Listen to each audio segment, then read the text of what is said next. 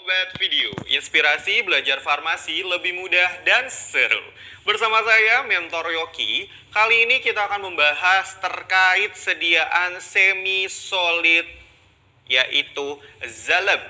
Ya, penasaran apa itu Zaleb? Yuk kita mulai yuk.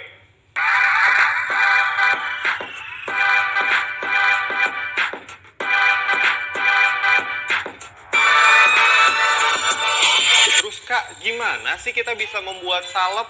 Gitu. Nah, berdasarkan jenis basisnya nih ya, teknik pembuatan salep itu ada 4.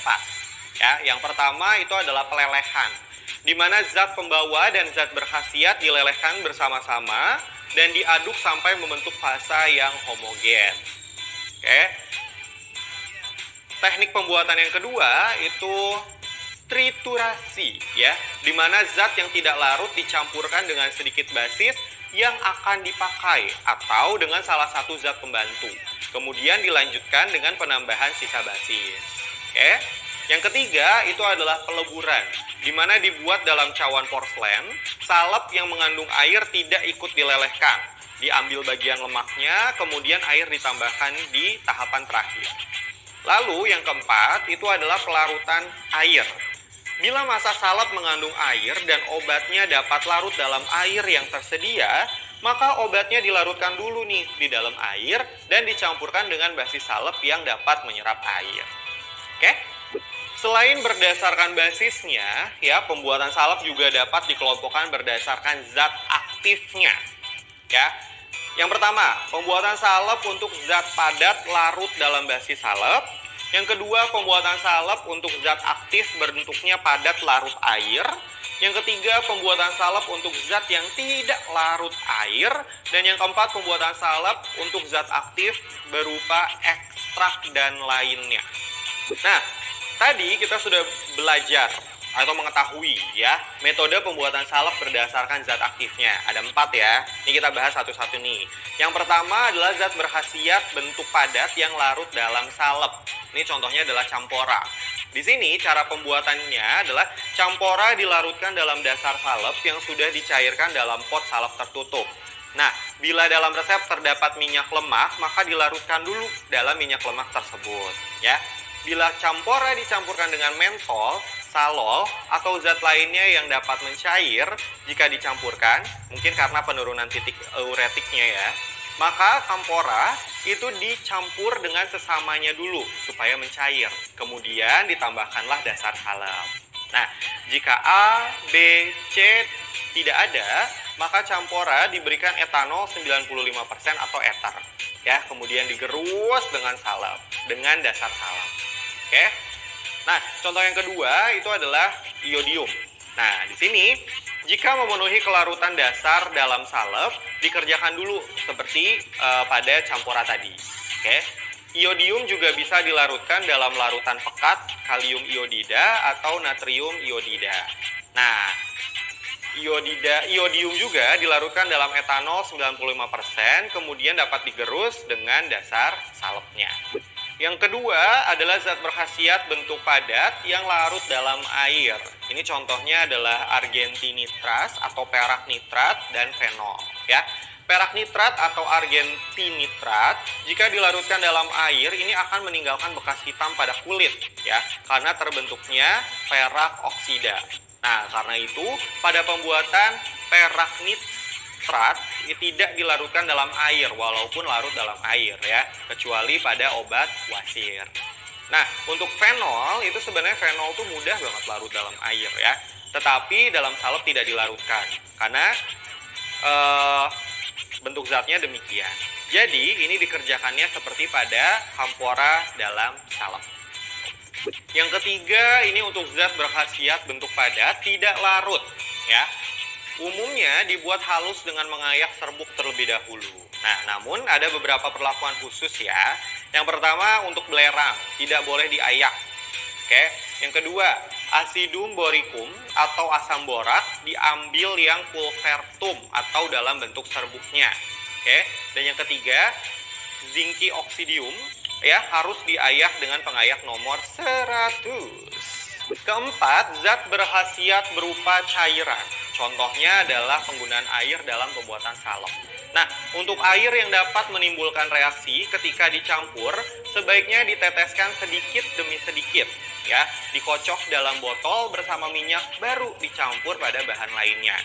Contohnya, ketika aqua kalkis bercampur dengan lemak sehingga terjadi penyabunan. Nah, untuk air yang tidak dapat menimbulkan reaksi ketika dicampur, sebaiknya dalam jumlah sedikit diteteskan sedikit demi sedikit, ya. Kalau jumlahnya banyak diuapkan atau diambil bahan berkhasiatnya, ya. Berat air diganti dengan dasar salep tadi. Oke. Nah, selanjutnya kita bahas nih penggunaan alkohol dalam pembuatan salep, ya. Jadi gini, jika jumlahnya sedikit, itu diteteskan terakhir sedikit demi sedikit, ya. Jika jumlahnya banyak, kita cek lagi nih, alkoholnya tahan panas atau enggak, ya. Jika tahan panas, panaskan di atas panas air, ya. Jika tidak tahan panas dan diketahui perbandingannya, maka diambil yang dibutuhkan saja, oke. Jika tidak tahan panas tetapi tidak diketahui perbandingannya, diteteskan sedikit demi sedikit, pada etiket ditulis diaduk sebelum dipakai. Oke. Nah, yang kelima itu adalah zat berkhasiat berupa ekstraktum. Oke. Untuk ekstraktum sikum atau ekstrak encer pada umumnya larut dalam air, ya. Jadi dilarutkan dalam air dan berat air dikurangi dari dasar salep. Oke. Untuk ekstraktum liquidum atau ekstrak cair ini dikerjakan seperti pada cairan dan alkohol. Untuk ekstraktum spisum atau ekstrak kental, ya, diencerkan terlebih dahulu dengan air atau etanol. Nah, lalu yang keenam nih, kita akan mulai bahas bahan lainnya. Oke, untuk naftolum dapat larut dalam sapokalinus. Kalau tidak ada sapokalinus, bisa digunakan atau bisa dikerjakan seperti pada campora tadi. Oke. Nah, kalau untuk bentonit, cara pembuatan yang terbaik dengan menambahkan sedikit demi sedikit ke dalam air hangat.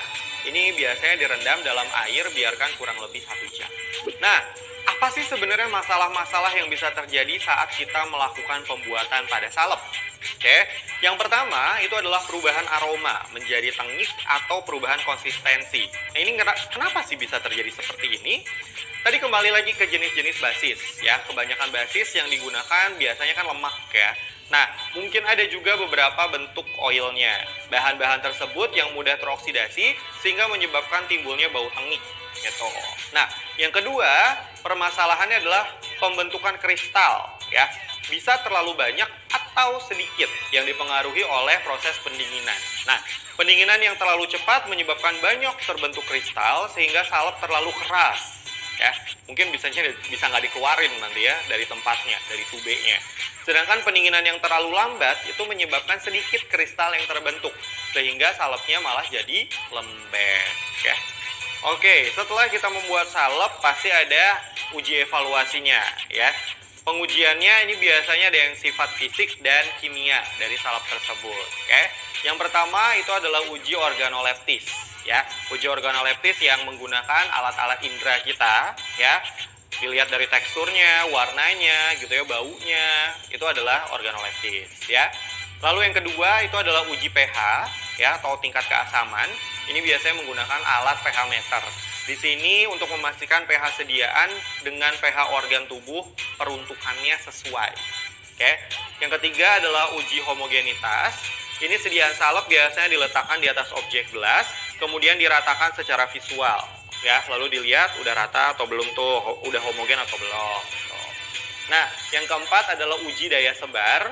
Ini biasanya untuk menguji kemampuan salep menyebar. Nah, digunakan alatnya seperti sepasang lempeng kaca bundar atau ekstensometer dan anak timbangan gram. Ya. Yang kelima ada uji daya lekat. Ini kekuatan salep melekat semakin lama maka semakin baik. Ya. Lalu ada uji viskositas atau kekentalan. Ya, pernyataan kemampuan suatu sediaan untuk mengalir. Nah, viskositasnya semakin tinggi maka semakin sulit untuk mengalir biasanya. Dan yang ketujuh adalah uji kebocoran. Nah, uji kebocoran ini untuk salep mata biasanya, ya.